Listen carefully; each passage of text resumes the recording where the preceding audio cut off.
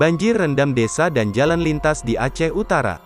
Akibat sungai meluap, sejumlah desa terendam di Gedong Gampong Mancang, Aceh Utara, Jumat, tanggal 1 Oktober tahun 2021. Sejumlah warga terlihat bersiaga mengantisipasi kemungkinan yang tidak diinginkan dampak dari banjir tersebut. Banjir juga menggenangi jalan lintas nasional Medan Banda Aceh, akibatnya sejumlah kendaraan mogok karena nekat menerobos genangan air tersebut. Banjir yang merendam jalan lintas nasional tersebut diperkirakan setinggi 80 cm dengan jarak lebih kurang 50 meter. Kemacetan parah mulai terjadi sejak pukul 8 waktu Indonesia Barat, kendaraan yang melintas terpaksa mengantri untuk bisa melewati genangan air tersebut.